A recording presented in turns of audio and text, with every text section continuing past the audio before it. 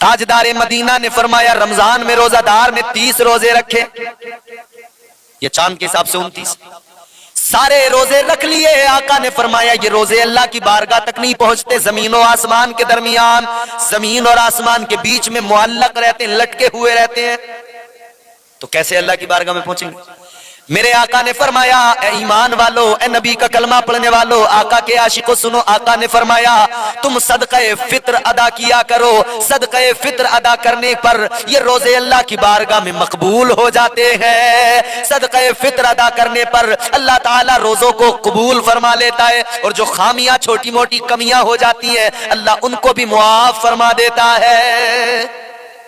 सदक़े फित्र वक्त से अदा करें, ईद की नमाज से पहले पहले। रमजान में आप कभी भी दे सकते हैं, और कोशिश करें पहले ही आप दे दें। रमजानुल मुबारक में सदका फित्र आप कम से कम ईद उल फित्र की नमाज से पहले जरूर दे दें। बाद में भी देंगे, अदा तो हो जाएगा, लेकिन ईद की नमाज से पहले पहले अदा करने पर बड़ा अजर है, बड़ा सवाब है। कितना है सदका फित्र? फरमाया गया कि सदका फित्र की मिकदार 2 किलो 45 ग्राम गेहूं है। 2 किलो 45 ग्राम गेहूं। सदका फित्र अदा करें, रोजे कबूल होंगे। सदका फित्र अदा करें, किसको दें? कुरान क्या कहता है? इन्नमस सदकातु लिल फुकारा वल मसाकीन। किसका हक है? गरीबों का, मिस्कीनों का, यतीमों का, उनका जो मुस्तहिक ज़कात है, उनका जो गरीब है, उनका हक है। अल्लाह के कुरान ने बता दिया इन्नमस सदकातु लिल फुकारा वल मसाकीन। मिस्कीनों का हक है, यतीमों का हक है, गरीबों का हक है, उन तक पहुंचा दो। अपने पड़ोस में कोई गरीब है उसको दो, अपना कोई भाई अगर गरीब है उसको दो, कोई बहन गरीब है उसको दे दो, अपने खानदान में कोई गरीब है उसको दे दो, अगर अपने मोहल्ले में कोई गरीब है उसको दो, जो जरूरतमंद है गरीब है सदक़े फित्र उसको दे दो। अपने मोहल्ले अपने गांव बस्ती में देखो, पहले जो गरीब नजर आए उनको पहले दो, फिर आगे किसी को दो सदक़े फित्र, लेकिन जरूर दो। एक जान पर कितना? 2 किलो 45 ग्राम। आप वो गेहूं भी दे सकते हैं, उसकी कीमत भी दे सकते हैं, जो भी कीमत बने मार्केट में, जो रेट हो उसका आप रेट मालूम करें। मार्केट में गेहूं का रेट क्या है? और इस वक्त मेरा ख्याल है 28 या 29 या इसी के आसपास, या 30 होगा, इतना ही रेट गेहूं का है। उसी हिसाब से 2 किलो 45 ग्राम गेहूं की कीमत आप जोड़ें, कैलकुलेटर में कैलकुलेट करें, और वो सदक़े फित्र ईद की नमाज से पहले पहले अदा कर दें। अपना, अपने बच्चों का सदक़े फित्र अदा कर दें। ये रोजों की मकबूलियत का एक बहुत अहम हिस्सा है। अब रोजों की मकबूलियत हम चाहते हैं, रोजे रख रहे हैं, क्योंकि हम पूरा दिन प्यास भूख की शिद्दत को बर्दाश्त कर रहे हैं, तो हमारी तो यही अल्लाह से हर वक्त दुआ है, मौला तेरे हुक्म पर अमल करना, रोजे रखना हमारा काम था और कबूल करना तेरा काम है। हम तेरे हुक्म पर अमल करते, तेरे अहकाम बजा लाते हैं, कबूलियत तेरे इख्तियार में, कबूल करना तेरा काम। दुआ करते रहे अल्लाह हमारे रोजे कबूल फरमा, मुसलसल दुआ करें हुजूर के सदक़े मौला हमारी इबादतें कबूल फरमा ले, हमारे सजदे कबूल फरमा ले। नुमाइश बिल्कुल ना करें, दिखावा बिल्कुल ना करें। जितना ज्यादा हो सके अपने दामन को भर लें, जितना ज्यादा हो सके अपने दामन को नेकियों से भर लें। अच्छा, उसके अलावा मैं आपको, मैंने सदक़े की बात की तो साथ ही साथ में ज़कात की भी बात किए देता हूं। ज़कात अदा करें। क्या है ज़कात? अपने माल पर 2.5% यानी माल का अपने 40वां हिस्सा खुदा की राह में दे दें। किसे दें? वही मैंने बताया जो मुस्तहिक़ ज़कात है, गरीब है, यतीम है, मिस्कीन है। कौन देगा? मालदार। कौन है? जिसके पास 7.5 तोला सोना या 52.5 तोला चांदी, या इन दोनों के बराबर रकम, जो निसाब पहले बन जाए, चांदी का पहले बन जाए तो चांदी, सोने का पहले बने तो सोना, उस निसाब के हिसाब से 2.5% ज़कात, 40वां हिस्सा अपने माल का अदा करें। और ये बहुत जरूरी है, अपने माल को पाक करने के लिए ज़कात जरूर दें, हर हाल में दें। हमने देखा बड़े बड़े मालदार लोग हैं हमारे यहाँ, बड़े बड़े मालदार, बड़े बड़े अमीर, मगर ज़कात नहीं देते, सारा माल खराब कर लेते हैं, ज़कात नहीं देते, सारा माल वही गंदा कर लेते हैं। माल को पाक करना है तो ज़कात जरूर निकालो, माल को पाक रखना है तो ज़कात जरूर अदा किया करो मेरे अजीजों। और जो ज़कात अदा नहीं करता ना, और जो मुनकिरीन ज़कात के साथ में हज़रत अबू बकर सिद्दीक ने क्या किया? फैसला कुन, आपने फरमाया जंग है इनसे। तो मुनकिरीन ज़कात, अच्छा ज़कात जो है ना इस्लाम का एक ऐसा रुकन है जो जरूरी है, फर्ज है, हर हाल में अदा करेंगे। नहीं करेंगे, माल भी नापाक हुआ, गुनाहगार भी होंगे। और एक बात सुने, ज़कात को खुद ही खाने वाले ये भी याद रखें, कल मैदान महशर में यौमे हिसाब ये जो माल इधर तिजोरियों में जमा किया, ये जो खजाने इधर जमा किए, ज़कात नहीं निकाली, बिल्डिंगें बनाते रहे, प्रॉपर्टी बनाते रहे, अपने माल की ज़कात नहीं निकाली, खुद ही ज़कात खाते रहे। याद रखना, ये जो तिजोरियों में माल रखा है, ये जो तुमने बहुत दौलत जमा की है, यही सारा माल बरोज़े क़यामत एक बड़ा अज़दहा बनाकर तुम्हारे गलों में डाल दिया जाएगा। किसके? जो ज़कात नहीं देता। ज़कात नहीं देता, उसके गले में वो माल अज़दहा बन के आ जाएगा, अज़दहे की शक्ल में डाल दिया जाएगा। ये भागेगा, मगर कहां भागेगा? वो अज़दहा गले में पड़ा है। तो अगर बचना है उस अज़दहे से तो ज़कात अदा करें, माल की ज़कात अदा करें। ज़कात ना अदा करने वालों के साथ क्या होता? मियां हमारी तुम्हारी औकात क्या? एक सहाबी थे, हुजूर ने फरमाया ज़कात अदा करो। और पूरा वाक़या यह है कि बड़े गरीब थे वो, हुजूर की बारगाह में आए, कहने लगे या रसूलल्लाह बहुत गरीब हूं, दुआ फरमाए। ताजदारे मदीना वाली कौनैन सल्लल्लाहु ताला अलैहि वसल्लम ने फरमाया, ऐ मेरे सहाबी तुम्हारे लिए गरीबी बेहतर है। कौन है वो सहाबी? हजरत सालबा नाम है उनका, गरीब हैं, कई रोज घर में चूल्हा नहीं जलता, फाके भी हुआ करते हैं। आका की बारगाह में अर्ज करने लगे, रो रो के कहने लगे आका गरीब हूं, आका करम फरमाइए। आका ने फरमाया ऐ सालबा तुम्हारे लिए गरीबी बेहतर है। लेकिन इन्होंने फिर इसरार किया, मेरे आका ने फिर दोबारा फरमाया तुम्हारे लिए गरीबी बेहतर है, लेकिन फिर इसरार हुआ। ये इसरार करते रहे। आका ने क्या फरमाया? हाथ उठा के दुआ की। एक मेरे आका ने बकरी का बच्चा दिया और देकर हाथ उठा दिए, दुआ की अल्लाह की बारगाह में। आका ने फरमाया मौला तू इसके माल में बरकतें अता फरमा। और दुआ जिसके लिए आका फरमाते, ताजदारे बरेली इमाम अहले सुन्नत इमाम इश्क व मोहब्बत सैयदी सरकार आला हजरत ने फरमाया, अपने कलम को हरकत दी, मेरे इमाम ने कहा ज़हे इज्जत व इत्तिलाए मोहम्मद के हैं अर्श हक ज़ेर पाए मोहम्मद। इजाबत का जोड़ा इनायत का सेहरा, दुल्हन बन के निकली दुआए मोहम्मद। और इजाबत ने झुककर गले से लगाया, इजाबत ने झुककर गले से लगाया, बड़ी नाज से जब दुआए मोहम्मद सल्लल्लाहु ताला अलैहि वसल्लम।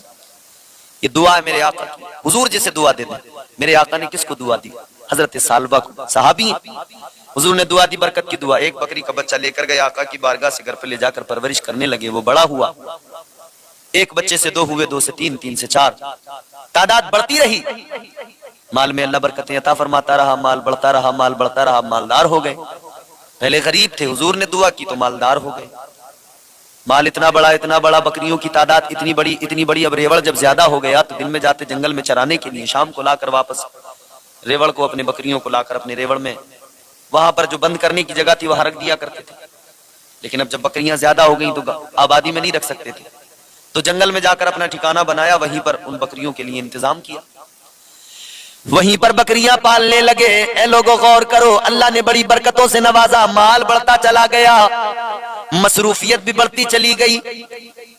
माल बढ़ा तो मसरूफियत बढ़ी। कितनी बड़ी? 5 वक्त आते थे आका की बारगाह में, आका की इक्तिदा में नमाज 5 वक्तों की अदा करते थे। अब जिम्मेदारियां बढ़ी, माल बढ़ा, आबादी को छोड़ दिया तो 4 वक्त आने लगे, और ज्यादा माल बढ़ा तो 3 ही वक्त आने लगे, और ज्यादा माल बढ़ा तो 2 वक्त आने लगे, और ज्यादा माल बढ़ा तो 1 वक्त आने लगे, और ज्यादा बढ़ा तो सिर्फ जुमा में 1 मरतबा हफ्ते में। मसरूफियत बढ़ गई थी तो हुजूर की बारगाह में, हुजूर की इख्तिदा में बस 1 मरतबा हफ्ते में नमाज पढ़ने के लिए आया करते थे। अब इनका माल बढ़ता चला गया, 1 मरतबा हफ्ते में आ रहे हैं नमाज के लिए हुजूर की इख्तिदा में। हुजूर ने फरमाया ज़कात फर्ज हो गई है। सालबा के पास में कासिद भेजा, जाओ जाकर कहना अपने माल की ज़कात निकाले। कासिद आया, आकर कहने लगा अल्लाह के नबी ने फरमाया माल की ज़कात निकालो, ज़कात फर्ज हो गई है। अब माल के अंदर से थोड़ा सा भी जाए तो साहिब माल को बड़ी तकलीफ होती है। अब हुक्म मिला ज़कात दो 40 पर 40वां हिस्सा। तो दिल ने गवारा ना किया कि कुछ माल चला जाए, टाल गए, कहने लगे हाँ अदा करेंगे। वक्त गुजरा, फिर आका ने पैगाम भेजा कि भाई माल की ज़कात दो, फिर टाल दिया, हाँ अदा करेंगे। आका ने कासिद भेजे, ये टालते गए। इसी असना में क्या हुआ, ताजदारे मदीना वाली कौनैन दुनिया से रुखसत हो गए। मेरे आका दुनिया से क्या रुखसत हुए, मदीने में कोहराम मच गया। इधर हजरत अबू बकर सिद्दीक पहले खलीफा बन गए। पहले खलीफा जब लोगों ने बाहमी मशावरत के बाद में उनको बनाया, तो अब सालबा को एहसास हुआ कि आका मेरी बारगाह में कासिद भेजते रहे और मैंने ज़कात नहीं दी। एहसास हुआ तो अपने माल की ज़कात जो बनती थी वो निकाल के लेके गए हजरत अबू बकर सिद्दीक की बारगाह में। कहने लगे, अबू बकर ये मेरे माल की ज़कात है, कबूल करें। हजरत अबू बकर सिद्दीक रज़ी अल्लाह तआला अन्हु ने फरमाया, ऐ सालबा याद रखना, आका ने कासिद बार बार भेजा, तुमने टाल दिया, ज़कात नहीं दी। अब सुनो अबू बकर का फैसला सुनो, जिसके माल की ज़कात मुस्तफा को ना मिली, उसके माल की ज़कात अबू बकर नहीं लेगा, उसके माल की ज़कात बैतुल माल में नहीं जाएगी। हजरत अबू बकर सिद्दीक रज़ी अल्लाह तआला अन्हु ने इनकार कर दिया ज़कात लेने से, रोने लगे, कहने लगे कबूल कीजिए। फरमाया निकल जाओ, कबूल नहीं होगी ज़कात, क्योंकि आका तो बार बार कहते रहे मगर हुजूर को तुमने नहीं दी। अबू बकर नहीं लेगा, जिसके माल की ज़कात हुजूर को ना मिली हो, अबू बकर कैसे लेके बैतुल माल में रख दे। चले गए रोते रोते, वक्त गुजरता चला गया। अब खलीफा बने हजरत उमर फारूक आजम, उनके दौर में भी माल की ज़कात लेके आए। हजरत उमर फारूक आजम ने फरमाया, जिसके माल की ज़कात मेरे आका को नहीं मिली, जिसके माल की ज़कात जनाब सिद्दीक अकबर ने नहीं ली, उमर भी नहीं ले सकता है। हजरत उमर ने भी इनकार कर दिया। अब जब उन्होंने भी इनकार किया तो बहुत रोए, चले गए।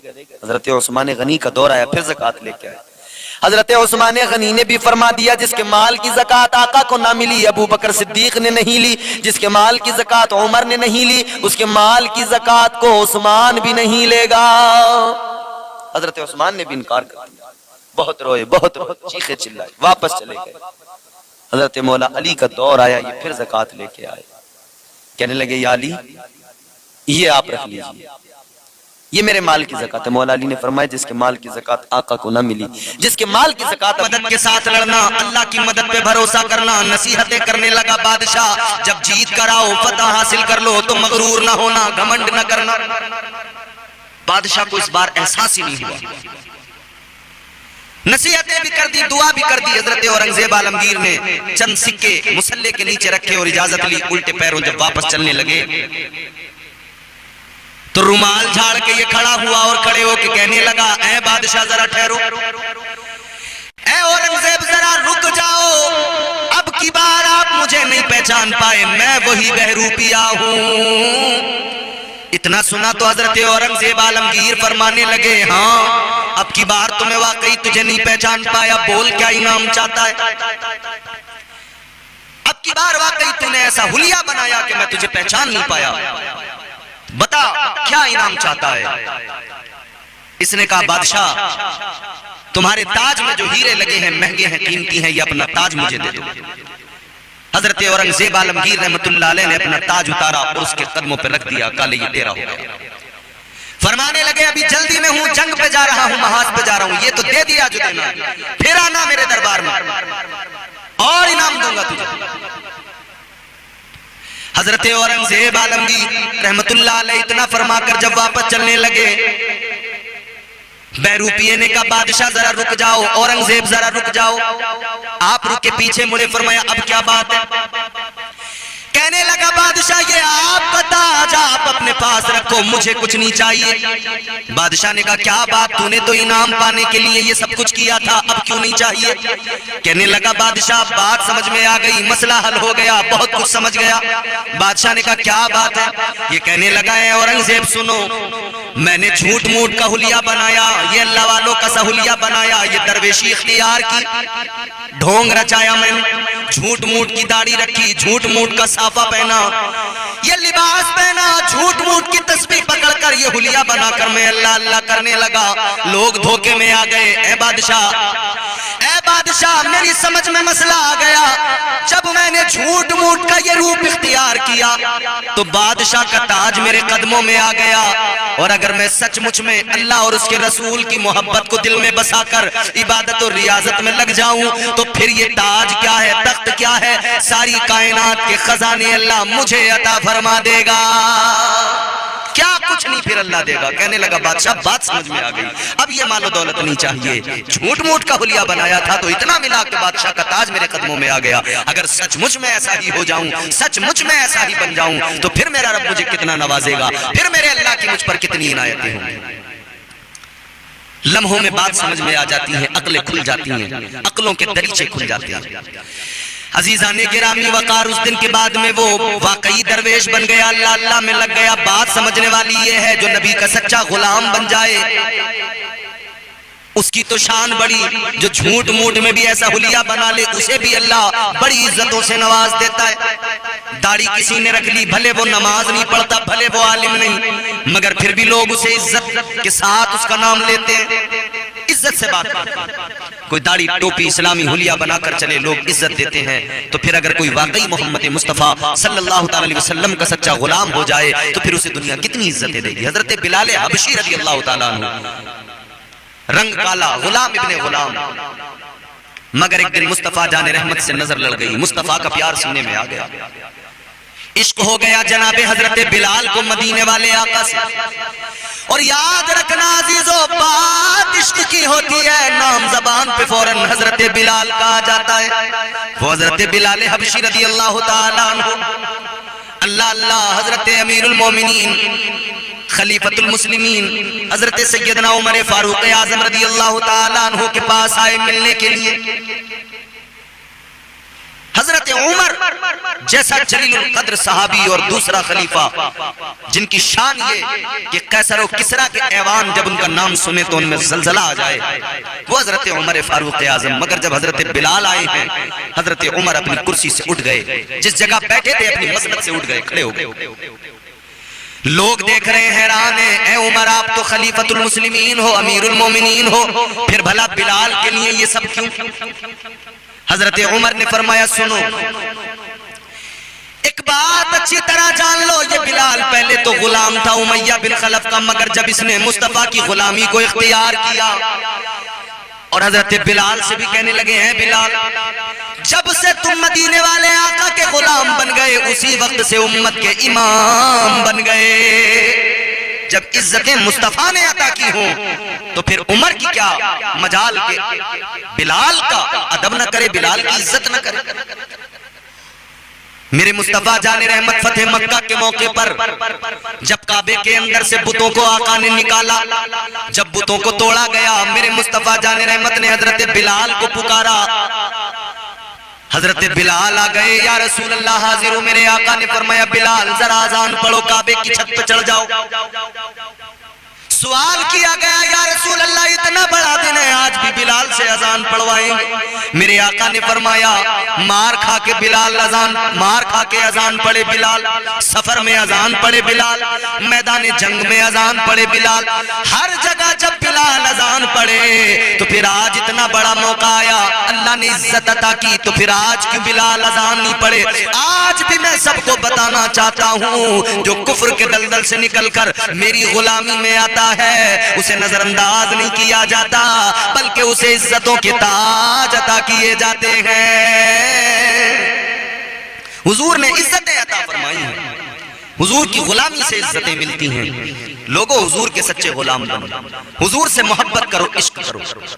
हजरत सलमान फारसी रज़ी अल्लाह तआला अन्हु गवर्नर जब बन गए थे, दस्तरखान पे बैठे खाना खा रहे हैं, आपके साथ अशराफ वक्त बैठे हैं, मुशीर वजीर बैठे हैं, सफीर बैठे हैं, दस्तरखान पे बैठे। मेरे नबी की सुन्नत है अगर रोटी का टुकड़ा दस्तरखान पे गिर जाए तो उठाकर खा लो। हजरत सलमान फारसी ने जब रोटी का टुकड़ा दस्तरखान पे गिरा उठा के खा लिया। बराबर में जो बैठे थे उन्होंने कान में कहा सलमान फारसी ये क्या कर रहे हो? कान में कहा ये क्या कर रहे हो? ये लोग देखेंगे तो क्या सोचेंगे? अब आप गवर्नर हो, गवर्नर, ये आपको जेब नहीं। इतना सुना तो हजरत सलमान फारसी आहिस्ता भी कान में जवाब दे सकते थे, मगर जोर से जवाब दिया। हजरत सलमान फारसी ने फरमाया सुनो, आज भले ही मैं गवर्नर बन गया हूं, मगर मैं वो वक्त नहीं भूला जब सर पे खजूरों की टोकरियां उठाता था, जब एक बाग में नौकरी करता था, बागबानी किया करता था, खजूरों की टोकरियां सर पे उठाता था, फिर मुस्तफा की गुलामी में आया, फिर ताजदारे मदीना की गुलामी ने इज्जतों से नवाजा, फिर मुझे ये इज्जत मिली, ये मेरे सर पे जो बाल हैं ये मुस्तफा की गुलामी के उगाए हुए हैं। आज जो इज्जतें हैं मुस्तफा की गुलामी के सबब हैं। मैं गवर्नर बनकर हरगिज ऐसा नहीं कर सकता कि सुन्नते मुस्तफा को छोड़ दूं। फरमाते सुन्नते मुस्तफा को मैं तर्क नहीं कर सकता, नबी की सुन्नतों से पीछे नहीं हट सकता। ये मेरे आका के सहाबा की मोहब्बत है। याद रहे ये मोहब्बत ही दुनिया और आखिरत में कामयाबी की जमानत है। इकबाल ने कहा था कि मोहम्मद से वफा तूने तो हम तेरे हैं, ये जहां चीज है क्या लोहो कलम तेरे हैं। इश्क मुस्तफा से जिंदगी बनती है, न हो जो इश्क मुस्तफा तो जिंदगी फजूल है। इश्क मुस्तफा की बदौलत इज्जतें मिलती हैं। आज भी अगर इज्जतें मिलेंगी तो मुसलमानों ये जो कमी आई है ये इस वजह से कि हम दुनिया के हरीस हो गए, माल दौलत के हरीस हो गए। मुस्तफा जाने रहमत से सच्ची मोहब्बत करो, मदीने वाले आका से सच्चा प्यार करो, खुदा की कसम इज्जतें बढ़ के तुम्हारे कदमों के बोसे लेती नजर आएंगी। मगर आज कहां से इज्जत मिले, अफसोस होता है, शर्म आती है जब सोशल मीडिया पर आए दिन ये देखने को मिलता है कि हमारे घरों का हाल क्या है। हमारी बेटियां सोशल मीडिया पर आज डांस कर रही हैं, ठुमके लगा रही हैं, किसी को कोई परवाह नहीं, किसी को कोई फिक्र नहीं। गैर मुस्लिमों के साथ में हमारी बच्चियों का मिलना जुलना, आना जाना, दोस्तियां करना, ये सब हो रहा है। आए दिन सोशल मीडिया पर वीडियोज आती हैं मगर किसी को कोई परवाह नहीं। हर आदमी ये सोच रहा है मेरी बेटी नहीं है, आज किसी की बेटी है, कल तेरी बेटी बहन या तेरे रिश्ते में कोई हो सकती है, फिर क्या करोगे। पूरी कौम की जिम्मेदारी बनती है कि इस मसले पर गौर करें और संजीदगी से इसका हल तलाश करें। वल्लाहु आलम सच है या झूठ है, एक वीडियो मेरी नजर से गुजरी सोशल मीडिया पर, मुझे किसी ने भेजी और उस पर लिखा हुआ था एक मुस्लिम बच्ची किसी गैर मुस्लिम के साथ मोहब्बत हो गई, उसके साथ चली गई, शादी कर ली। अब वो क्या करता है, लाकर खिंजीर का गोश्त, सूअर का गोश्त उसको लाकर देता है, कहता है इसको खा। उसके मुंह के अंदर जबरदस्ती डाल रहा है खिंजीर का गोश्त और वो उसको उसकी कैफियत बदल रही है, उसको उल्टियां सी आ रही हैं। एक और वीडियो नजर से गुजरा जिसमें मुसलमान लड़की किसी काफिर के साथ में दोस्ती या प्यार मोहब्बत, वो उसको लेकर गया एक कमरे के अंदर, वहां और 4-5 बैठे हैं और वो यूं हाथ उठाकर खुशी से फख्र के साथ आगे बढ़ रहा है कि देखो मैंने कारनामा किया, एक मुसलमान की लड़की को फंसा कर ले आया। फिर वो लड़की वहां बैठ के हाथ जोड़ रही है। शर्म करो मुसलमानों, ये घरों का क्या माहौल बन गया। खुदा के लिए इन बच्चियों का ख्याल करो। ये जो हमारे घरों की बच्चियां बाहर निकलती हैं, नजर रखो कहां जा रही हैं, किधर जा रही हैं। और तालीम के नाम पर अगर ये सब कुछ हो रहा है तो याद रखना ऐसी तालीम की हमें जरूरत ही नहीं है जो हमारे मुआशरे को तबाह कर दे। ऐसी तालीम किस काम की जो हमारी बच्चियों का ईमान ही बर्बाद कर डाले। घर में बिठाकर उन्हें तालीम दो, खुद बनो टीचर, उसकी माँ टीचर बने, घर में बिठाकर तालीम दो, भाई उसको तालीम दे। या फिर आप किसी ऐसी जगह पर तालीम दिलाएं जहां पर आपको लगता हो कि यहां पर हम एतमाद भरोसा कर सकते हैं। साथ उसको जाइए छोड़ने के लिए, लेकर आइए, बिल्कुल भी चूक नहीं होनी चाहिए। वक्त ना मिले कि बच्चे किसी गैर के साथ भाग जाए। मेरे अजीजों, वक्त आ गया है, अब बहुत ज्यादा मोहतात रहने की जरूरत है। हमारी बच्चियों को फंसाया जा रहा है, हमारे नौजवानों को वर्गलाया जा रहा है, हमारे नौजवानों को मार पीट कर कभी घायल किया जाता है, कभी पुलिस के जरिए उन्हें जेलों में बंद किया जाता है। अपने तर्ज जिंदगानी को बदलने की जरूरत है, अपनी आदतें, अपने अतवार बदलने। दुनिया से इतना दिल न लगाओ, दुनिया की रंगीनियों ने बर्बाद कर दिया। माल दौलत के जो हम हरीस बन गए, इस हिरस ने हमें बर्बाद कर दिया। मेरे हुजूर ने बाज़ाब्ता फरमाया था कि मुझे अपनी उम्मत में ये खौफ नहीं कि कुफ्र पलट कर आएगा, मगर ये खौफ है कि दुनिया, माल दौलत, दुनिया की दौलत की हिरस मेरी उम्मत को बर्बाद करेगी। और वही नतीजा आज हमारे सामने। माल दौलत का इतना लालच, आज दलालियां इस कदर है, अल्लाह खैर फरमाए। जहां जिसका मौका लगता है, जैसा भी मौका लगता है, 100 रुपए की दलाली का भी मौका लगता है, वो वहां भी नहीं चूकता। अपने रिश्तेदार, अपने सगे रिश्तों में, अपने दोस्तों के साथ, अपने भाइयों के साथ भी नहीं चूकता। अगर किसी को हॉस्पिटल में एडमिट कराने के लिए चले गए तो वो हमदर्दी के लिए नहीं, बल्कि वहां भी कोशिश ये है इससे कहीं ना कहीं 2-4 हजार रुपए मार लिए जाएं, 2-4 हजार की दलाली किसी तरह लग जाए। किसी को अगर कुछ सामान दिलाने चले गए, उसमें 2-4 हजार की दलाली कर ली, उसमें 2-4 हजार मार ली। किसी भी तरह से हो, बहरहाल लो हद हो गई। गैस के सिलेंडर भी किसी को दिलवा रहे हैं तो उसमें भी दलाल। जाने वाला दुनिया से चला जाता है मगर हमें पैगाम देके जाता है। वो औरत आई, आके कहने लगी हुजूर दुआ कर दें, आप अल्लाह के पैगंबर हैं, नबी खुदा हैं, मेरे बच्चों की उम्र ज्यादा नहीं होती, कम उम्र में दुनिया से चले जाते हैं। इनका बेटा 15-16 साल का दुनिया से चला गया। कितनी कम उम्र थी ना, 15-16 साल की उम्र, बड़ी मुख्तसर सी उम्र, छोटी सी उम्र। मगर सुनो, वो औरत कहती है मेरे बच्चे कम उम्र में चले जाते हैं। हजरत नूह अलैहिस्सलाम ने फरमाया कितनी उम्र में जाते हैं? ताजदारे मदीना के आशिकों गौर करो, हजरत नूह अलैहिस्सलाम ने फरमाया ऐ खातून, ऐ ज़ईफ़ा, जरा बता तेरे बच्चे कितनी उम्र में मर जाते हैं, कितनी उम्र में चले जाते हैं? कहने लगी है पैगंबरे खुदा, कोई मेरा बच्चा 100 साल की उम्र में मर जाता है, कोई मेरा बच्चा 200 साल की उम्र में मर जाता है। कहती है इतनी कम उम्र होती है, दुनिया से चले जाता है। 100 साल 200 साल की उम्र कह रही है, इतनी कम उम्र में चले जाते हैं। हमारी कितनी हो रही है भैया? ले दे के 60-70, कोई 80 के ऊपर निकलता है। इतनी मुख्तसर हमारी। वो कहती है 100 साल 200 साल, कहती है बड़ी कम उम्र होती है, दुनिया से चले जाते हैं। हजरत नूह अलैहिस्सलाम ने फरमाया ए खातून, तू कहती है तेरे बच्चे 100 साल 200 साल में जाते हैं, कहती है बड़ी छोटी उम्र पाते हैं, बड़ी मुख्तसर सी उम्र। हजरत नूह अलैहिस्सलाम ने फरमाया मैं तुझे एक उम्मत के बारे में बताऊं, आने वाले जमाने में लोग ऐसे भी होंगे, आखिरी उम्मत ऐसी होगी कि उनकी उम्रें बड़ी मुख्तसर होंगी। कहने लगी कितनी मुख्तसर? आपने फरमाया उनकी उम्रें 50, 60, 70 साल, मुश्किल से कोई 100 साल की उम्र पाएगा। वो जमाना भी आएगा, इतनी कम उम्र में लोग दुनिया से चले जाएंगे, इतनी कम उम्र में लोगों के इंतकाल हो जाएंगे। इतना सुना तो वो खातून कहने लगी ऐ पैगंबरे खुदा, वो जो लोग होंगे जिन्हें 50-60 साल की जिंदगी मिलेगी, जिन्हें मुश्किल से 100 साल की जिंदगी मिलेगी, इतनी कम उम्र पाएंगे। कहने लगी मुझे लगता है इतनी कम उम्र में वो कुछ भी नहीं कर पाएंगे, न घर बना पाएंगे, न जमीनें खरीद पाएंगे, न इमारतें बना पाएंगे, न दुनिया में कुछ कर पाएंगे। जैसे हजरत नूह अलैहिस्सलाम ने सुना, आपने फरमाया ओ खातून सुन ले, वो जो कम उम्रें पाएंगे, कम उम्रें जरूर होंगी मगर घर ऐसे बनाएंगे उनसे पहले किसी ने बनाए नहीं होंगे, जमीनें इतनी खरीदेंगे उनसे पहले किसी ने खरीदी ना होगी, दुनियादार इतने बड़े होंगे दुनियादारी में घिर जाएंगे। अल्लाहु अकबर कबीरा। कहने लगी हे अल्लाह के पैगंबर, इतनी छोटी सी जिंदगी होगी, उस जिंदगी को वो घर बनाने में लगाएंगे, जमीनें खरीदने में लगाएंगे, वो लोग इतनी छोटी सी जिंदगी को दुनियादारी में लगा देंगे। तो कहने लगी जरा ये बताओ वो अपने रब को राजी कब करेंगे, अपने परवरदिगार को कब राजी करेंगे, अपने खुदा से मोहब्बत को कब मजबूत करेंगे, रब से ताल्लुक को मजबूत कब करेंगे? अल्लाहु अकबर कबीरा। वो खातून कहने लगी ऐ पैगंबरे खुदा, अगर मुझे पता लग जाए मेरी उम्र 50, 60 या 100 साल की होने वाली है, कहने लगी अगर मुझे पता लग जाए मेरी उम्र इतनी कम होने वाली है, कहती है मैं दुनियादारी छोड़ दूं, कोई दूसरा काम ही ना करूं, फकत अपने रब को राजी करने में लग जाऊं।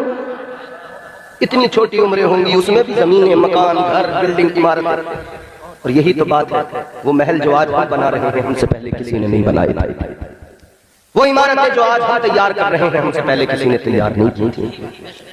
टेक्नोलॉजी, तरक्की, हम तरक्की की बात करते हैं, टेक्नोलॉजी की बात करते हैं, हम दुनिया और साइंस और इन सब चीजों पे इस दर्जा एतबार करते हैं कि हमने कुरान को फकत अपनी ताकों में सजा के रख दिया। हमारी कौम ने सोच लिया कोई मरेगा तब कुरान पढ़ेंगे, किसी का दम निकलता होगा तब सूरह यासीन की तिलावत करेंगे, कोई बीमार होगा तब उस पे कुरान पढ़ के दम करेंगे। हमने समझ लिया कहीं कुरान खानी होगी घर में बरकत के लिए तब हम कुरान पढ़ेंगे, जब हमारे यहाँ कोई 40वां आएगा तब हम कुरान पढ़ेंगे, जब हमारे यहाँ कोई 20वां 10वां होगा तब हम कुरान की तिलावत करेंगे। लेकिन मेरे अजीजों, कुरान इसलिए नहीं था कि फकत 40वें में पढ़ा जाए, कुरान इसलिए नहीं था कि फकत इसे किसी के मरने पे पढ़ा जाए, कुरान इसलिए नहीं था कि फकत कुरान मजीद को किसी बीमार पर दम करने के लिए पढ़ा जाए, जाए। ना ना मेरे अजीजों, कुरान इसलिए नहीं था, कुरान तो इसलिए था ए मुसलमान, कुरान मिला है, दस्तूर हयात है, तेरी कामयाबी का राज इसी में है। तो कुरान पढ़ेगा तो कामयाब हो जाएगा। कुरान पढ़कर समझ ले, तुझे सैकड़ों हजारों करोड़ों मोती कुरान अता करेगा। कुरान तुझे तरक्की भी देगा, कुरान तुझे दुनिया में भी कामयाब करेगा। तो टेक्नोलॉजी की बात करता है, कुरान तेरे लिए राह हमवार कर देगा। बदकिस्मती है तुम्हारी मेरी, इस कौम की बदनसीबी है, हमने कुरान ताकों में रख दिया और यहूदियों ने कुरान को उठा लिया। उन्होंने फायदे के लिए कुरान पढ़ा,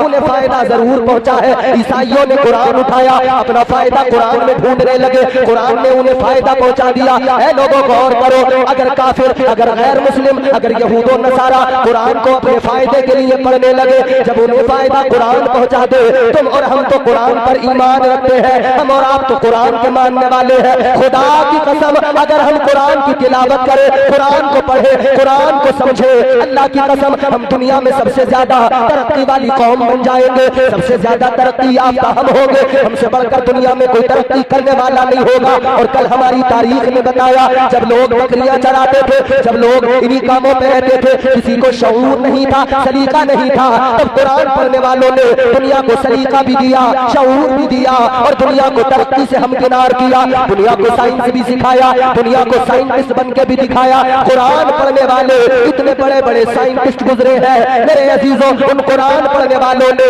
अगर तुम्हारे मेरे दरमियान आज ये मशीनें आ गई है, ये मशीनें आज जो तुम्हारे मेरे दरमियान है, ये मशीनें कैसे बनी है? इन मशीनों को बनाने के लिए रिसर्च तो किया गया है, मगर सुनो सुनो, 1400 साल पुरानी तारीख उठा के देखो, सहाबा ने कुरान से ये नतीजे पहले। हमने अपने बंदों को बना दिया। या अल्लाह कौन से बंदों को बना दिया? फिरदौस का वारिस, जन्नत का वारिस। अल्लाह ताला ने फरमाया हमने अपने बंदों को बना दिया। या अल्लाह कौन से बंदे हैं जिन्हें तूने जन्नत का वारिस बना दिया? अल्लाह का कलाम है, मन का न तकिया, फरमाया उन्हें जो मुत्तकी हैं, जो परहेजगार हैं, जो तकवा शिआर हैं, परहेजगारों को फरमाया हमने उन्हें जन्नत का वारिस बना दिया। और अगले मकाम पे तो अल्लाह ने बाज़ाब्ता फरमाया, कानत लहुम जन्नातुल फिरदौसी नुज़ुला। अल्लाह ने फरमाया जन्नतुल फिरदौस का वारिस बनाया। टेहरी ख्वाजा के जिंदा दिल सुन्नी गयूर मुसलमानों, जहन करीब करना, बात सुनना। अल्लाह ताला ने फरमाया जन्नतुल फिरदौस का वारिस बनाया। पहले ये समझो जन्नतुल फिरदौस क्या? जन्नत के कई दर्जे, जन्नतुल मावा जन्नत का एक दर्जा, जन्नतुल नईम जन्नत का एक दर्जा।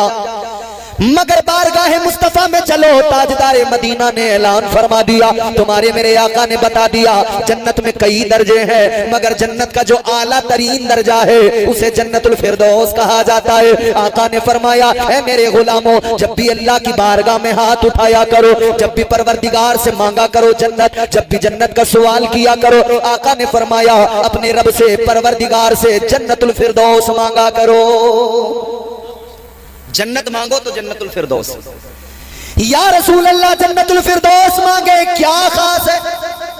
आका ने फरमाया जन्नतुल फिरदौस वो जन्नत का दर्जा जिसके ऊपर रहमान का अर्श है। जन्नतुल फिरदौस जन्नत का वो दर्जा, आका फरमाते हैं जहां से जन्नत की नहरें निकलती है, ये वो जन्नत का आला दर्जा है। अजीजों, जन्नतुल फिरदौस मांगा करो। आका ने बंदों, आका ने अपने गुलामों को हुक्म दे दिया, अजीजा ने गिरामीउल कद्र, ये जन्नत का आला तरीन दर्जा। अल्लाह ताला ने फरमाया इसका वारिस हमने मुत्तकियों को बना दिया। मुत्तकी कौन होते हैं? आओ जरा कुरान पाक से मालूम किया जाए। अल्लाह ताला के कलाम बता, मुत्तकी कौन होते हैं? मुत्तकियों का मकाम क्या हुआ करता है? मुत्तकियों का स्टेटस क्या हुआ करता है? तो अल्लाह का कुरान बताता है मुत्तकी की शान अगर समझना है तब भी कुरान पढ़ना पड़ेगा। मुत्तकी का स्टेटस समझना है तुम्हें कुरान उठाना पड़ेगा। मुत्तकी का मकाम मर्तबा समझना है तो तुम्हें कुरान पढ़ना होगा। और ये जानना है मुत्तकी कौन होता है तब भी तुम्हें कुरान उठाना पड़ेगा। अल्लाह अकबर कबीरा। अब कुरान मुत्तकी की शान बयान करता है। अल्लाह ताला का कुरान कहता है इन्नल्लाह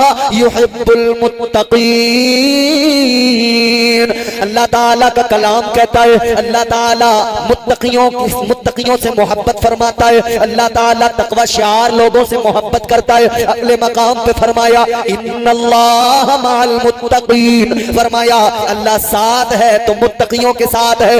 अब जरा कुरान की बारगाह में सवाल किया जाए, ए रब के कलाम, ये तो समझ में आया मुत्तकी की शान बड़ी है, मुत्तकी का मकाम बड़ा है, मगर जरा कुरान ये बता मुत्तकी कोई बंदा बनता कैसे है, मुत्तकी किसी को ये खिताब कैसे मिलता है? तो अल्लाह ताला का कलाम है, परवरदिगार का कुरान बताता है इन्नल्लज़ीना यग़ुद्दूना अस्वातहुम इंदा रसूलिल्लाह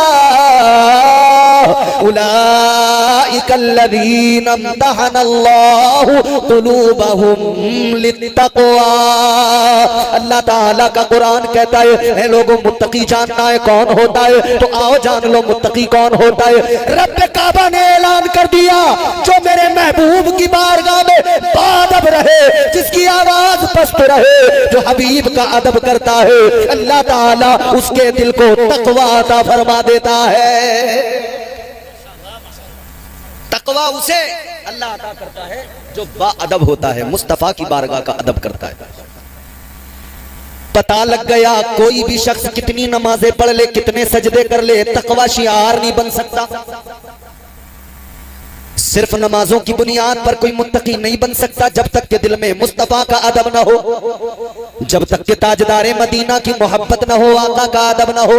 दिल में अदब अगर मुस्तफा का होगा तो वो मुत्तकी कहलाएगा। अब देखो जरा नबी के सहाबा मुत्तकी, अल्लाह अल्लाह कितना अदब किया। सिद्दीक अकबर, अल्लाह अकबर, तमाम इंसानों में, नबियों के बाद, पैगंबरों के बाद, रसूलों के बाद में अल्लाह ताला ने जिनको सबसे ज्यादा इज्जत अता फरमाई, हजरत अबू बकर सिद्दीक आशिक सादिक है मेरे आका से। ऐसी मोहब्बत, ऐसा प्यार, अल्लाह अकबर कबीरा, रहती दुनिया तक मिसालें दी जाएंगी। वो सिद्दीक अकबर, मगर शान इतनी बुलंद वाला अल्लाह ने अता इसलिए की कि मुस्तफा के बाअदब, मुस्तफा की बारगाह का अदब करते थे, ताजदारे मदीना की बारगाह में बाअदब रहते थे। मुस्तफा का अदब किया तो अल्लाह ताला ने इज्जतों से नवाज दिया, मुस्तफा का अदब किया अल्लाह ने मुत्तकी बना दिया। हजरत उमर फारूक आजम, अल्लाह अल्लाह, मुस्तफा का अदब किया अल्लाह ने मुत्तकी बना दिया। हजरत उस्मान गनी, मुस्तफा का अदब किया अल्लाह ने मुत्तकी बना दिया। हजरत मौला अली, मुस्तफा का अदब किया अल्लाह ने मुत्तकी बना दिया। हजरत तलहा और जुबैर, मुस्तफा का अदब किया अल्लाह ने मुत्तकी बना दिया। हजरत बिलाल हबशी, मुस्तफा का अदब किया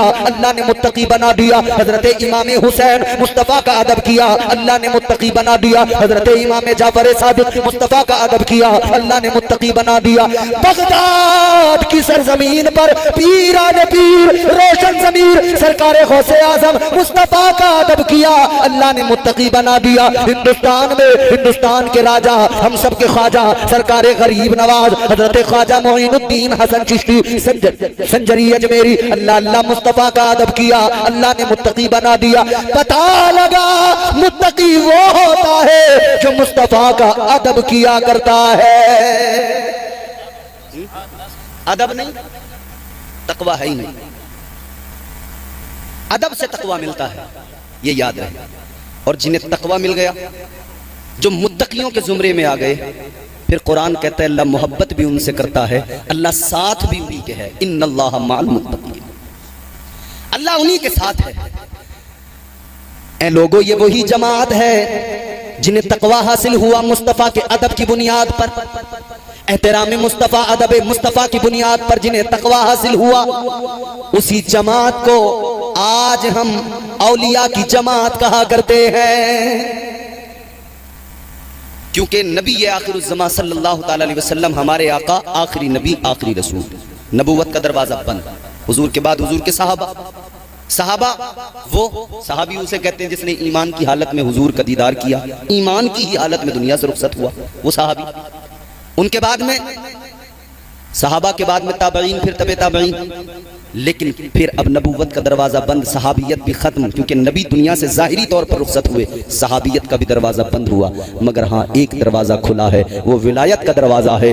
अब जितने भी दुनिया में मुत्तकी नजर आएंगे, अल्लाह की कसम, हर मुत्तकी अल्लाह का वली होगा, हर मुत्तकी, हर तकवा शिआर अल्लाह ताला का वली होगा। और फिर जिसे अल्लाह तकवा अता कर दे, जिसे अल्लाह तकवे की दौलत से नवाज दे, उसका मकाम फिर अल्लाह ताला बुलंद बुलंद फरमाता है, इतना बुलंद करता है, फिर अल्लाह फरमाता है वो जो बागे जन्नत है, बागे फिरदौस है, उसकी विरासत अल्लाह फरमाता है मैंने इनको अता फरमा दी है। अच्छा एक बात सुने, समझ में आ रही है बात? यकीनन समझेंगे। मेरे बुजुर्ग जितने यहाँ बैठे हैं उनका सर हिलाना मुझे बताता है कि बात समझ में आ रही है, और नौजवानों का मुस्कुराना मुझे बताता है कि बात समझ में आ रही है। अल्लाह ने जन्नतुल फिरदौस का वारिस बनाया। अब जरा से एक सिस्टम और समझते हैं, बाप अपनी जमीन का वारिस किसे बनाता है? बोलो टिहरी वालों, जोर से बोलो। ऐसे शर्मा रहे हो जैसे आप अपने पड़ोसी के बेटे को बना रहे हो अपनी जमीन का मालिक, वारिस। हर कोई अपनी मीरास का वारिस अपने बेटे को बनाता है। दुकान का वारिस बेटा, मकान के वारिस औलाद, जमीन की वारिस औलाद। औलाद वारिस होती है ना, और वारिस मालिक होता है। वारिस मालिक है, मालिक चाहे तो मुफ्ती साहब रखे, चाहे बेच दे, चाहे फ्री में किसी को दे दे। वारिस है, मालिक है, अपनी विरासत को चाहे तो रखे, चाहे तो बेचे, चाहे तो फ्री में दे। उसे इख्तियार है कि नहीं? बोलो, इख्तियार है कि नहीं? वारिस को इख्तियार है। ताजदारे मदीना वाली ये कायनात मुस्तफा जाने रहमत के प्यारे दीवानों गौर करो, वारिस को हक होता है मगर अल्लाह की जात। कुरान कहता है लम यलिद वलम यूलद, न वो किसी की औलाद न उसकी कोई औलाद। दुनिया का सिस्टम ये औलाद वारिस बन जाए, मगर अल्लाह किसी की औलाद नहीं, उसकी कोई औलाद नहीं, तो वारिस कौन? अल्लाह ने फरमाया औलाद नहीं है, ये मेरी शान है, औलाद नहीं है। अल्लाह फरमाता है मगर मेरा प्यार देखो औलिया से, अल्लाह के वलियों से। अल्लाह फरमाता है इनसे मेरा प्यार देखो, मैंने अपनी मीरास का वारिस इन्हें बनाया है, जन्नत का वारिस इन्हें बना दिया है, बागे फिरदौस का वारिस औलिया को बना दिया, अल्लाह ने वलियों को वारिस बना दिया। अब आप कहेंगे बात जन्नत की हो गई, मगर मैं कहूंगा अजीजों सुनो, जन्नत की बात हो गई और यकीनन उससे बड़ी क्या मीरास, क्या खजाना, क्या दौलत हो सकती है ना? किसका महल ऐसा? यहां आप बड़ी बड़ी बिल्डिंगें बना ले, महल बनाने ईंटों से बनाएंगे, यही मिट्टी की बनी ईंटें, यही सीमेंट, यही बजर फुट, यही सरिया। आप इमारत बनाए मिट्टी की ईंटों से इमारत बनती है, मगर जन्नत के अंदर जो महल है वो सोने और चांदी की ईंटों से बने हुए हैं। वो है ना मिल्की। अल्लाह ने जन्नत की विरासत अता फरमाई, लेकिन अल्लाह ने अगले मकाम पे फरमाया वलक़द कतबना फ़िज़्ज़बूरि मिन बादिज़्ज़िक्रि अन्नल अर्ज़ यरिथुहा इबादियस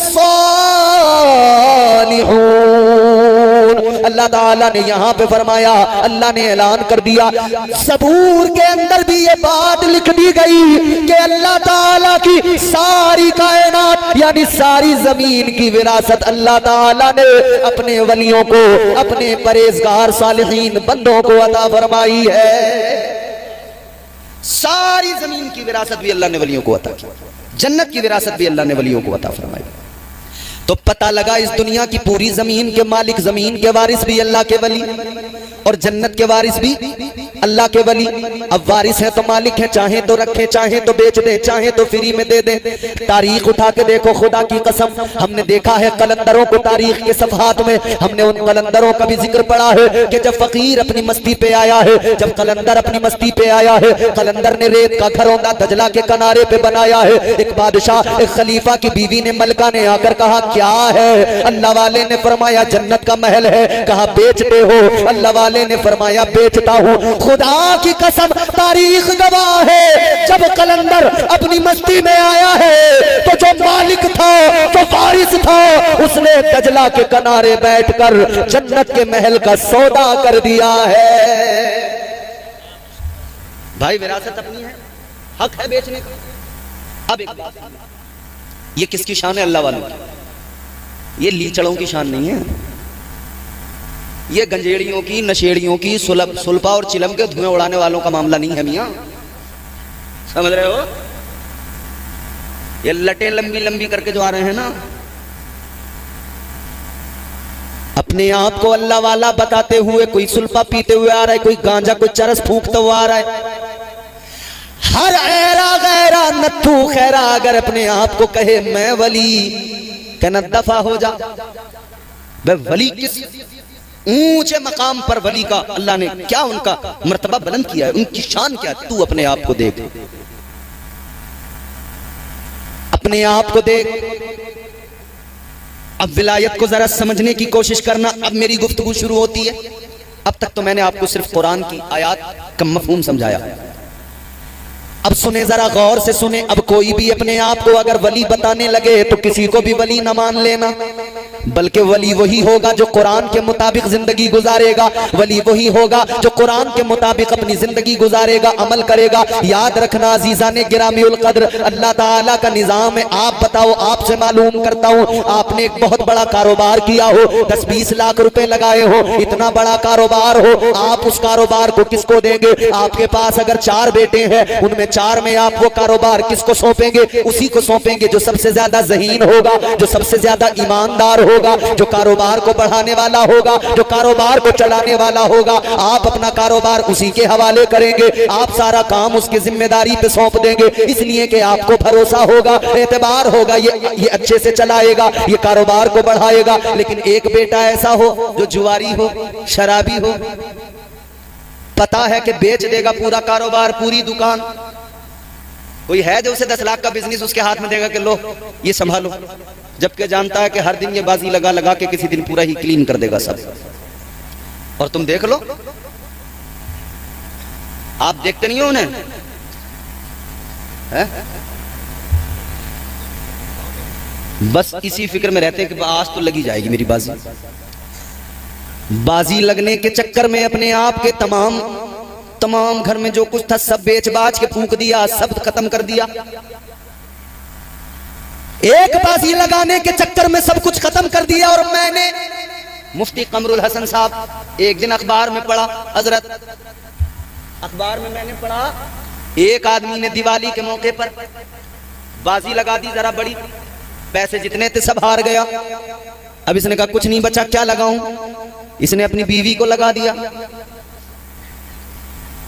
हम पहले सुनते थे बचपन में ऐसी बातें कि कोई अपनी बीवी को हार गया था जुए में। मैंने अखबार में पढ़ा, न्यूज की कटिंग देखी मैंने, एक आदमी ने इस दौर के अंदर भी अपनी बीवी को बाजी में लगा दिया, जुए में। जब खबर फैली ना तो फिर उस पर मुकदमा हुआ, पुलिस ने सख्ती की। ये ऐसी खराब चीज है, याद रखना, ये जुआ इंसान को बर्बाद कर दिया करता है, ये शराब इंसान को बर्बाद कर दिया करती है। और जुआरी अपने फिराक में रहता है, नशेड़ी अपनी फिराक में रहता है, इसे दुनिया से मतलब नहीं है। इससे सिर्फ इतनी देर या तो ये अपने जुए में और शराब में और नशे में लगा रहेगा, या उससे बाहर आएगा तो फिर इस चक्कर में रहेगा कि कहीं से जुगाड़ हो जाए, पैसे इतने मिल जाएं कि एक बाजी और खेल लूं। नशेड़ी इस जुगाड़ में रहता, किसी का भगोना चुरा लूं, किसी का बर्तन चुरा लूं, किसी का कुछ चुरा लूं, बस किसी सूरत से मेरे नशे का काम हो जाए। शराबियों को आजकल देख नहीं रहे हो, गांवों के अंदर कुछ नहीं मिलता तो घर से सिलेंडर ही उठा के ले जाते, स्मैक ये चरस ये कुछ नहीं मिलता तो घरों से जो है पतीलियां, बगोने, चम्मच, बर्तन, प्लेटें, प्याले यही चुरा के ले जाते हैं। बहुने तो इतना चाहिए कि नशे का इंतजाम हो जाए, जुगाड़ कर तो कुछ सकते नहीं है। क्या जमाना आ गया, संजीदगी खतरे में है, खुद नुमाई का चलन है, सादगी खतरे में है, सर छुपाती फिर रही है आबरू इस दौर में, या इलाही कर मदद पाकीज़गी खतरे में है। जब से कम ज़र्फ़ों की आमद मैं कदे में हो गई, रो रहे हैं जामो मीना मैं कशी खतरे में है। हालात ये हो गए अजीजों, और मुसलमान इसमें आजकल बहुत तेजी से इसमें फंसे जा रहे हैं। नाम मालूम करो तो कोई बताएगा मेरा नाम मोहम्मद नजाकत है, कोई बताएगा मेरा नाम शराफत है, कोई बताएगा इनायत है, कोई बताएगा मोहम्मद अली, कोई बताएगा अब्दुल रहमान, कोई बताएगा अब्दुल्ला। मगर काम देखो, जुआ, सट्टा। कई गांव ऐसे हैं, हैरान हो जाओगे सुन के, मर्द तो मर्द, औरतें सट्टा लगा रही हैं, औरतें सट्टा लगा रही हैं। और ऐसे सुनो, आदमियों को तो ना लगाया, मगर एक गांव में ना इमाम साहब बेचारे हालात देख रहे थे कि बड़े सटोरे हैं सब, मुंडा 3 मुंडा 5 क्या होता है वो उसी में लगे रहते हैं सब। इमाम साहब को फिक्र हुई, बोले यार कोई ऐसा इंतजाम करो कि लोग कुछ संभल जाएं, सुधर जाएं, बेहतर हो जाएं। तो बोले एक काम करो, एक जलसा ही करा दो गांव में, बड़े मौलाना साहब को बुला लो, आएंगे कुछ समझाएंगे लोगों को, तो लोग सट्टा छोड़ देंगे। मौलाना साहब आए, उन्होंने तकरीर की, कहने लगे साहब मुझे बड़ी शर्मिंदगी, बड़ा मुझे एहसास हुआ, दुख हुआ। बोले मुझे जब पता लगा इस गांव के बारे में, जो बड़े मौलाना तकरीर करने आए थे, इधर सुनो बात, वो तकरीर करने जो मौलाना साहब आए थे, क्या हुआ भाई साहब, बैठ जाओ आराम से। तो सुनो, अब वो बेचारे तकरीर कर रहे, कहने लगे कि भाई मुझे बड़ा अफसोस हुआ सुन के कि इस गांव के 99% लोग सट्टा खेलते हैं। जितने सटोरी थे एक दूसरे को देखा, बोले मौलवी ने दे दिया 99 आज नंबर। याद रखना ये जुआ, ये शराब मोमिन के काम नहीं। कुरान में अल्लाह ने फरमा दिया, परवरदिगार आलम ने ऐलान कर दिया, इन्नमल खमरु वल मैसिरु वल अंसाब वल अज़लाम वल अज़लाम रिजसुम मिन अमलिश शैतान। अल्लाह ने फरमाया ये काम मोमिन के हैं ही नहीं, ये तो शैतान के काम है। मिन अमलिश शैतान, शैतान के काम जब इंसान करने लग जाए तो फिर शैतान को तो बड़ी राहत। शैतान के काम जब इंसान करने लगे तो फिर शैतान तो बड़ा खुश होगा। याद रहे मेरे मुसलमानों, मेरी कौम के जवानों, हम लोग दुनिया के अंदर शैतान को खुश करने नहीं आए, हम तो रहमान को खुश करने आए हैं। हम तो परवरदिगार को राजी करने आए हैं। तो 4 बेटों में जो ईमानदार होगा, जो हिसाब किताब अच्छे से संभालता होगा, जो कारोबार संभाल सकता हो, उसको दिया जाता है। नालायक को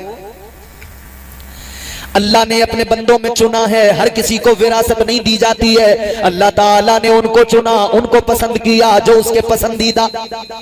अल्लाह ताला ने उनको चुना जिन्हें रब ने अपना कुर्ब अता किया, जिन्हें रब ने अपना बना लिया, वो जिन्होंने अपने नफ्स पे काबू पा लिया, वो जिन्होंने अपने नफ्स को मार दिया। अल्लाह ने फिर उन्हें बादशाही अता फरमाई, अल्लाह ने फिर उन्हें खजाने ऐसे अता फरमाए, अल्लाह ने जमीन और आसमान के तमाम तबकात उन पर रोशन फरमा दिए। अल्लाह ताला ने सब कुछ उनके सामने जाहिर फरमा दिया। इसीलिए मेरे गौसे आजम ने बगदाद की सरजमीन से ऐलान फरमाया, सरकार गौसे पाक ने फरमाया, मैं सारी रूए जमीन को इस तरह से देखता हूँ जैसे हाथ की हथेली पे राई का दाना। अल्लाह अल्लाह, इस तरह से गौसे आजम दुनिया को देखते हैं, कायनात को देखते हैं। ये गौसे आजम के लिए दुनिया की हैसियत है। क्यों? इसलिए कि इस सारी जमीन का मालिक अल्लाह ने बना दिया है, इस सारी जमीन का वारिस अल्लाह ने बना दिया। आप कहेंगे जनाबे वाला और कोई मिसाल दीजिए। आइए मैं आपको लेकर चलता हूँ एक अल्लाह के मुकद्दस वली की बारगाह में, एक ऐसे वली की बारगाह में, अल्लाह अल्लाह जिनका नाम आपने खूब सुना होगा, जिनका नामे नामी इसमें गिरामी हजरत बाबा फरीदुद्दीन गंजे शकर है।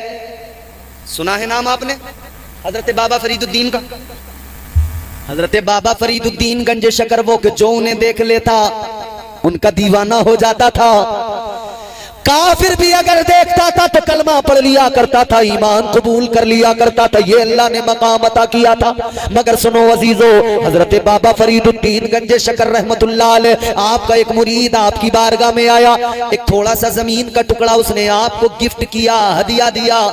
का हुजूर ये मेरी थोड़ी सी जमीन है, एक जमीन का थोड़ा सा टुकड़ा, का हुजूर इसे कबूल फरमा लीजिए, ये आपकी खिदमत में मैं पेश कर रहा हूं। आप चाहें तो इसे अपनी मिल्कियत में रखें, चाहें तो खानका के कामकाज में इसका इस्तेमाल करें। जमीन, भाई दुनिया जमीन के लिए मर रही है इस दौर में। बोलो, जैसी भी हो मिल जाए, झोल झाल कर रहे हैं लोग इसी चक्कर में, कब्जे कर रहे हैं लोग इसी चक्कर में, जमीन हमारी ज्यादा हो जाए। हर आदमी जो इधर तमन्ना करता है कि 100 बीघा हो जाए, 200 बीघा हो जाए, 500 बीघा हो जाए, वो जान ले इधर तू 1000 बीघा कर ले, मगर याद रखना इस 1000 बीघा जमीन के बावजूद भी तेरे हिस्से में 2 गज जमीन आएगी, इससे ज्यादा नहीं आएगी। 2 गज जमीन तेरे हिस्से में आएगी, उसी में तुझे दफना दिया जाएगा। और वो भी तेरे अमाल का मामला रहा, वो कब्र फिर तुझे दबाएगी। वो 2 गज जमीन जब तू कब्र में जाएगा तो वो भी तुझे दबाएगी। हुजूर का फरमान सुनना दिल पे असर करे तो आज इसको दिल में बसा के लेके जाना, महफूज करके लेके जाना। ताजदारे मदीना ने ऐलान फरमाया कब्र दबाती है किसे किसे? सुनो बड़े गौर से सुनो। नेक, परहेजगार, तकवा शियार। सुनो भाई साहब, आदमी नेक हो, परहेजगार हो, तकवा शियार हो या फिर गुनहगार हो, दोनों को दबाती है कब्र। उलमा बैठे हैं, कब्र नहीं छोड़ती किसी को भी, गुनहगार को भी दबाती है, नेक को भी दबाती है। नेक परहेजगार को भी कब्र दबाती है, गुनहगार को भी कब्र दबाती है। मगर सुनो कैसे? आका ने फरमाया जब गुनहगार कब्र में जाता है, जुआरी, शराबी, पापी, बेनमाजी, गुनहगार, जिनाकार, बदकार, जब ये कब्र में जाता है, आका ने फरमाया कब्र इसको दबाती है। कैसे? हुजूर ने यूं उंगलियों से इशारा फरमाया, इधर की पसलियां इधर वालियों में, इधर की पसलियां इधर वालियों में यूं अंदर घुस जाती हैं, हड्डियां टूटने लगती हैं, इनके टूटने की आवाज निकलती है, मगर इंसानों को यह आवाज सुनाई नहीं जाती। अल्लाह अकबर। सोचें जरा, एक लम्हे के लिए सोचें, एक लम्हे के लिए अगर बंदा सोच ले कि मेरा होना क्या है कब्र के अंदर। कब्र दबाएगी, पसलियां इधर की इधर, इधर की इधर। हुजूर ने फरमाया वो तड़पता होगा। ये तो कब्र ने गुनहगार को दबाया, मगर सुनो नेक आदमी को भी कब्र दबाती है, परहेजगार, नमाजी, आबिद, साजिद को भी कब्र दबाती है। कैसे? अब खुश हो जाओगे, जुमला सुनोगे। आका ने फरमाया, ताजदारे मदीना का ऐलान, हुजूर ने फरमाया जब नेक इंसान कब्र में जाता है, कब्र उसको भी दबाती है। आका कैसे? हुजूर ने फरमाया इस तरह जैसे माँ अपने बच्चे को यूं गोद में लेकर प्यार के साथ, ममता के साथ सीने से लगा के दबाती है, ऐसे ही नेक आदमी को कब्र उसे दबाया करती है। कब्र नेक आदमी को ऐसे दबाती है जैसे मां ममता के साथ उसे सीने से लगा के दबाती है। पता लगा नेक आदमी को कब्र प्यार करेगी और गुनहगार का कोई आदमी याद रखे मेरी औकात इतनी है, कभी भी मर जाऊंगा, जब सांसें पूरी होंगी तब मर जाऊंगा, फिर आखिर कब्र में जाना है। हजारों बीघा जमीन क्यों ना आदमी कर ले, मगर 2 ही गज जमीन उसके हिस्से में आनी है। तो याद रहे 1000 बीघा की फिक्र छोड़ दो, उस 2 गज जमीन में जाना है, उसकी फिक्र में लग जाओ कि वहां क्या होना, यहां हो जाएगा जो कुछ भी होगा। छोड़ दी सब, तो उसकी फिक्र करनी चाहिए ना। आदमी 1000 बीघा, 2000 बीघा, 500 बीघा, 100-200 बीघा जमीन मिल जाए या 10-20 बीघा है तो उसे फिर, अब जिसका मामला ज्यादा का है वो ज्यादा बड़ा सोचता है, जिसका कम का है वो थोड़ा हिसाब से सोचता है। कोई अपने मैंड ही काट के अपना उसी में दिल अपना खुश करता रहता है कि बस थोड़ी थोड़ी बढ़ती रहे मेरी, रास्ते काट काट के बढ़ाने में लग जाता कोई। अब भैया इधर रास्ता काट के किसी का क्या ले लिया, रास्ता काट के इतनी बढ़ा लो, इतनी क्या इतनी बढ़ा लो, मगर कब्र तो उतनी की उतनी। हम तो तब जाने जब उसमें कुछ बढ़ सके,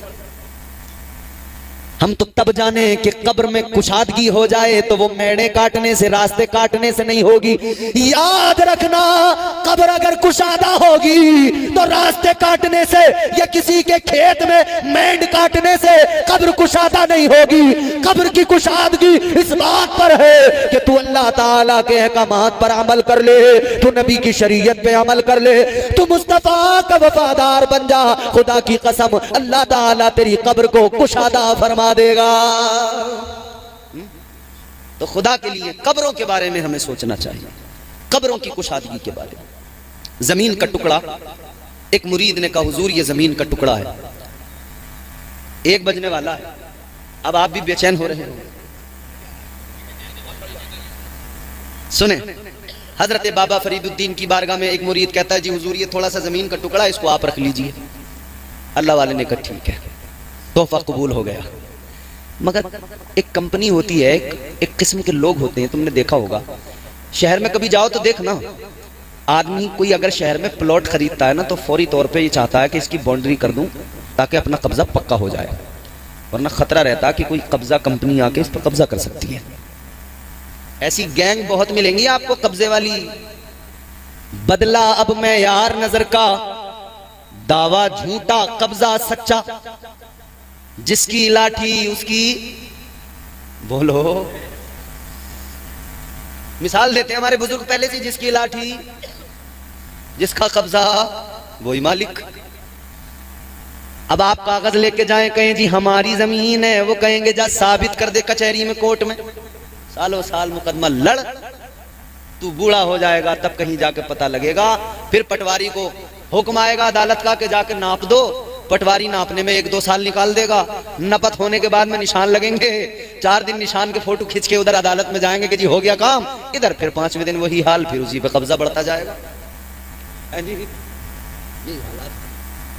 अब जब कब्जा कर लिया, एक कब्जा कंपनी आई, हजरत बाबा फरीदुद्दीन को जो तोहफे में जमीन मिली थी उस पे उन्होंने कब्जा कर लिया।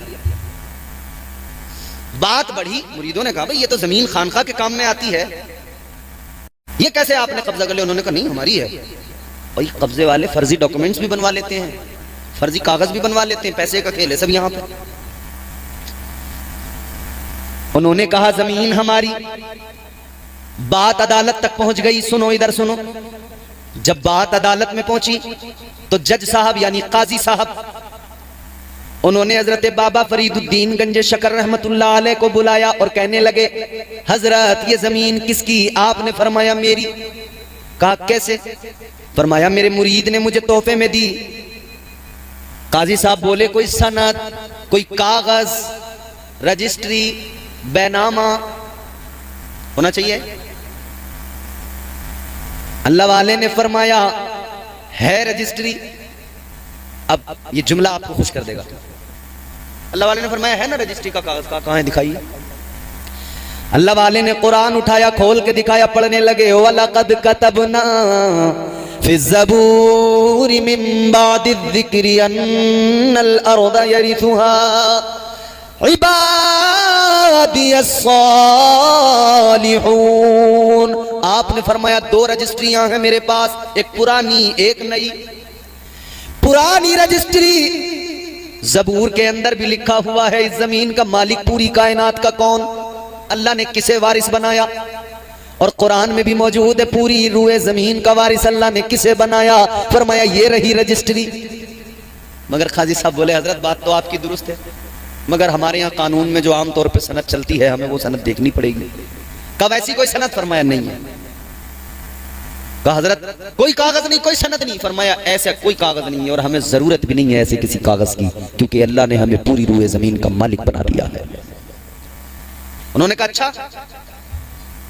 बोले हजरत अदालत का तो कानून है, या तो यहां पर रजिस्ट्री का कागज हो या कोई गवाह हो, कोई गवाह पेश कर दीजिए, कोई गवाही दे दे। आपने फरमाया अदालतों में तो गवाहियां झूठी भी होती रहती हैं, मेरे कई मुरीद खड़े होंगे गवाही देने, मगर तुम लोग कहोगे कि ये इनके मुरीद इनके हक में गवाही दे रहे हैं।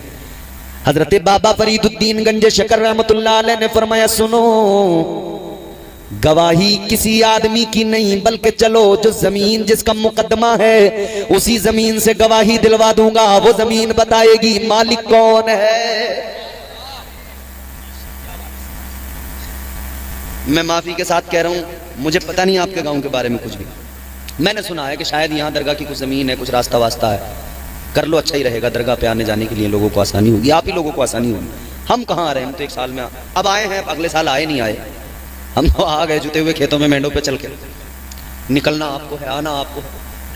कितना अच्छा होगा कि आप लोग यहाँ आने जाने का एक बेहतरीन रास्ता आप ही तो इस्तेमाल करेंगे, वो रास्ता आपके खेतों में आने जाने के लिए भी आपके लिए आसानियां पैदा करेगा। अच्छी बात है अगर आप उस रास्ते को कर लें, बहरहाल बहुत अच्छा रहेगा आप उस रास्ते के बारे में अगर करें तो कोशिश, क्योंकि हमें भी यहाँ आते हुए ना थोड़ा सा गिल्टी फील हुआ, यार सारे मुसलमान ही तो हैं, सब अल्लाह के वलियों को मानने वाले ही तो हैं, फिर भला यहां तक आने के लिए रास्ता भी नहीं। जनाब आप जाकर देखिए, हम मुल्क में घूम रहे हैं, हर रोज एक नई जगह पे जाते हैं, पूरे हिंदुस्तान में अल्हम्दुलिल्लाह घूम रहे हैं, लोग अपनी जमीनें दरगाहों को दे रहे हैं कि भाई ये मेरी 1 बीघा जमीन है या 2 बीघा है, दरगाह के करीब की है, चलो मैं दरगाह के लिए दे रहा हूं, यहाँ पे लंगर कर लिया करना, यहाँ पे ये काम कर लिया। तो कम से कम अगर हम अपनी बहुत ज्यादा जमीन दरगाह के लिए नहीं भी दे सकते हैं तो इतना तो कर ही लें कि जो रास्ता हो वो रास्ता कम से कम निकाल लें। हमारे लिए तो नहीं है, ऐसा तो है नहीं कि इम्तियाज बरकाती आएगा यहाँ आपके खेत में अपनी बिल्डिंग बनाएगा, उस रास्ते पे अपनी कार चलाएगा, बोलो। या मुफ्ती कमरुल हसन साहब आपके इमाम साहब कभी आपको खतरा हो कि ये आपके रास्ते पर कब्जा कर लेंगे? नहीं करेंगे।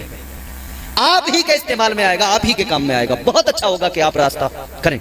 और देखो रास्ता बहुत जरूरी चीज है। हुजूर ने रास्ते के ताल्लुक से ना अपनी उम्मत को पैगामात अता फरमाए। हुजूर ने फरमाया, यहां तक आका ने फरमाया, अगर कोई शख्स राह के पत्थर को जो लोगों के लिए तकलीफ का बाइस हो, अगर उसे हटा दे रास्ते से, तो अल्लाह ताला उससे राजी होकर उसे परवाने जन्नत अता फरमा देता है। राह से एक पत्थर को, छोटे से पत्थर को हटाने पर जब नेकियां मिलती हैं, तो फिर रास्ता बनाने पे अल्लाह कितनी नेकियां अता फरमाएगा। हजरत बाबा फरीदुद्दीन ने फरमाया, जमीन से गवाही ना दिलवा दूं। अब वो कब्जा गैंग वाले बोले, अच्छा ऐसा? उन्होंने कहा जमीन कैसे गवाही देगी? हाजी साहब भी बोले, जमीन कैसे? हजरत ने फरमाया, तुम्हें इससे क्या मतलब? कब्जा गैंग वाले कहने लगे, हजरत अगर आपने जमीन से गवाही दिलवा दी, हम जमीन छोड़ देंगे, आपकी हो जाएगी। काजी साहब बोले, चलो अगर बात ऐसी है तो ठीक है, ये भी एग्री, आप भी एग्री, दिलवा दो गवाही। वक्त मुकर्रर हुआ, तुम्हारी मेरी गवाही के लिए लोग जाते हैं। किसकी जमीन, किसका मामला, कागज जाएं, लोग जाएं, कागजों की एविडेंस के तौर पे कागज पेश किए जाएं, गवाह पेश किए जाएं। मगर बाबा फरीदुद्दीन गंजे शकर ने वक्त मुकर्रर करवा लिया। फरमाया, वक्त मुकर्ररा पे आ जाना, जमीन गवाही देगी। टाइम मुकर्रर हुआ, वक्त मुकर्रर हुआ, लोग आ गए, कब्जा करने वाले भी आ गए, काजी साहब भी आ गए। हजरत बाबा फरीदुद्दीन भी इधर पीछे से आए। काजी साहब ने कहा, आइए हजरत, जल्दी गवाही दिलवाइए, जमीन से गवाही दिलवाइए। हजरत बाबा फरीदुद्दीन ने जुमला सुनो, फरमाया, हजरत बाबा फरीदुद्दीन ने फरमाया, काजी साहब मैं कहूं क्या जरूरी है, मैं जमीन से कहूं? एक काम करो, आप काजी साहब हैं, आगे बढ़िए, आप ही जमीन से जाकर मालूम कीजिए, मालूम कीजिए तुझ पर मालिकाना हक किसका है, कौन वारिस है तेरा, कौन मालिक है तेरा। अल्लाह अकबर, तारीख गवाह है। काजी साहब ने आगे बढ़कर जमीन की तरफ इशारा किया, फरमाया, ए जमीन के टुकड़े बताओ, तेरा मालिक कौन है? आवाज आई, मेरा ही नहीं बल्कि पूरी रूए जमीन का मालिक अल्लाह ताला ने बाबा फरीद को बना दिया है। अल्लाह ने वलियों को मालिक बना दिया, वारिस बना दिया। अजीजा ने गिरामीउल कद्र, गौर फरमाइए, आप आज इस महफिल में बैठे हैं, इस जमीन पे बैठे हैं, जमीन के इस खित्ते पे बैठे हैं, ये आपका सारा गांव है। ये विरासत किसकी है? अल्लाह वालों की विरासत है, अल्लाह वालों की विरासत है। जिधर भी नजर डालोगे अल्लाह वालों की विरासत नजर आएगी, जिधर भी नजर डालोगे अल्लाह वालों की विरासत नजर आएगी। तो जिनकी विरासत पे हम आबाद हैं, हम उनके गद्दार नहीं हो सकते, हम उनसे कभी दगा नहीं कर सकते। वो और लोग हैं जो गद्दार बन बैठे हैं। उन्होंने तो, वो किसी ने कहा ना, नहीं है दिल में नबी की अजमत, कोई सुनेगा तो क्या कहेगा। फिक्र होती है ना आदमी, कोई ऐसी बात हो गई, कहते हैं भाई कोई सुनेगा तो क्या कहेगा। नहीं है दिलों में नबी की अजमत, कोई सुनेगा तो क्या कहेगा। फिर उस पे खुल्दे बरी की चाहत, कोई सुनेगा तो क्या कहेगा।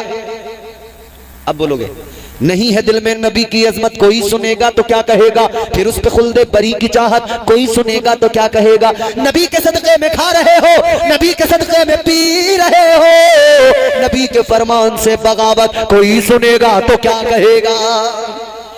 खड़े हुए देखे, कलियर में यूं देखे मैंने, हाथ बांधे हुए बच्चे नहीं हो रहे। बेगम ने कान पकड़ के चाबी घुमाई, बोली, चल कम वक्त, बहुत दिन हो गए, चल, बहुत दिन से कह रहा है, चल चल, साबिर पाक के वसीले से दुआ मांगेंगे, अल्लाह औलाद अता फरमाएगा। कान पकड़ के लेके आ गई, आ गए हाथ, साबिर पाक आ गया, करम हो जाए, निगाहे करम। याद रखो, एक मजार वो जहां पर लोगों का हुजूम लग जाए, वो भी मजार। एक मजार वो जहां ज्यादा दूर दूर के लोग तो नहीं आते हों, ज्यादा हुजूम तो इंसानों का नहीं लगता हो, तो ये मत समझ लेना कि ये मजार नहीं है। याद रखना, अल्लाह ताला जो मजार बनाता है, आका ने फरमाया, इंसान उस मजार पे आए ना आए, अल्लाह के फरिश्ते उस मजार पे आते हैं। बहुत अल्लाह के फरिश्ते आते हैं। जुड़ो वलियों से, जुड़ो सादाते इकराम से। खुदा की कसम, ऐसे वैसों को वली मत मानना। कुरान अलामतें बताता है, अत्ताइबून, तौबा करने वाला, अलाबिदून, इबादत करने वाला। वली कौन? इबादत करने वाला। कमांडर फिल्टर सिगरेट फूंक फूंक के कोई वली नहीं बन सकता है। मैं ऐसा तो नहीं कह रहा हूं कि नाजायज कोई हराम का फतवा दे रहा हूं मैं। कभी गांव वाले सुई लपेटने लगे मुझे कि मौलाना मुबाह तो है, मायूब तो है, अलबत्ता हराम हराम नहीं है। और बाकी आगे बड़े उलमा अगर इस पर कोई आगे उनकी राय बन जाए, आगे वो फैसला करें तो वो हमें मंजूर है। अभी तक तो मायूब समझा जाता है, बेहतर नहीं है, सेहत के लिए मुज़िर है। मगर गौर करो मैंने क्या बताया, सिगरेट जला के फातिहा। ये किसका तरीका भाई? जाहिलों का तरीका। कोई सट्टे वाले बाबा कुली चढ़ा पड़ा रहता होगा, कहीं मरा गया, लोग आते होंगे उससे सट्टे वट्टे के नंबर पूछ के जाते होंगे। बस मियाँ वो सट्टे शाह बाबा, कोई मटके शाह बाबा, कोई लट्ठे शाह बाबा। और हैरत होगी, मैं सोशल मीडिया पे देख रहा था पड़ोसी मुल्क में शलवार वाली सरकार, लोटों वाली सरकार, साइकिल वाली सरकार, पतंग वाली सरकार, उन्होंने तो हद करके रख दिया। इतनी गंद मचाई है, अल्लाह रहम फरमाए। याद रखना, ये आपके गांव के अंदर जो मजार है ऐसे वैसों का मजार नहीं, ये मुस्तफा के शहजादों का मजार है, ये गौसे आदम के शहजादों का मजार है। आया भी करो इनकी बारगाह में आकर, अपने रब से दुआएं भी मांगा करो, इनका वसीला भी दिया करो। और जो इनकी नस्ल है सैयद आले रसूल है, इधर मेरे पीछे ये खूबसूरत चेहरा तुम्हें सैयद साहब का नजर आएगा, सैयद आजाद साहब जो खुदा में दीन भी है माशाअल्लाह। इनसे आकर अपने लिए दुआएं भी कराया करो, क्योंकि तुम्हारी मेरी बात ये, हम मुसलमान गुलाम मुस्तफा है।